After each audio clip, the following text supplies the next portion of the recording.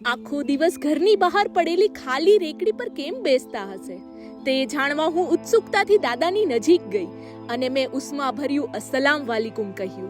ત્યારે દાદાએ હૃદયપૂર્વક જવાબ આપ્યો, જય શ્રી રામ. એકબીજાના ધર્મો પ્રત્યે અમારો પરસ્પર આદર એ જ આપણી સંસ્કૃતિની નિશાની હતી. અરે આ રેકડી પર બેસું ત્યારે હું મારી 60 વર્ષની જીવન યાત્રાના પગલાંને ફરીથી જીવી શકું છું. મેં કહ્યું, દાદા તમે મને આજે મળેલા સૌથી ખુશ વ્યક્તિ છો. આંખોમાં ચમક સાથે તેમણે કહ્યું, તો પછી તમારે મારી પત્નીને મળવું જોઈએ. મનુ દાદીને મળીને કોઈ પણનું મન રાજી થઈ જાય. તેમને મળીને લાગ્યું કે આ હોવો જોઈએ કપલ ગોલ. દાદાએ કહ્યું કે હું ભાગ્યશાળી છું કે કેવું આલીશાન ઘર છે રહેવા માટે. ત્યાં તો દાદીએ તેમને ચીડવતા કહ્યું, છતાં તમે તો આખો દિવસ રેકડી પર જ બેસો છો ને. જ્યારે મેં તેમને પૂછ્યું કે તમે બંને આટલા ખુશ કેમ છો?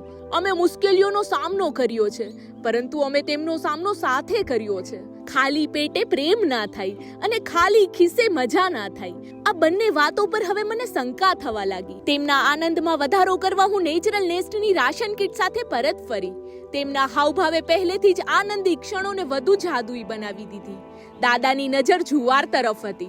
તેમણે કહ્યું કે જતા જતા તમારા દાદીને કહેતા જજો કે આજે જુવારના રોટલા બનાવે.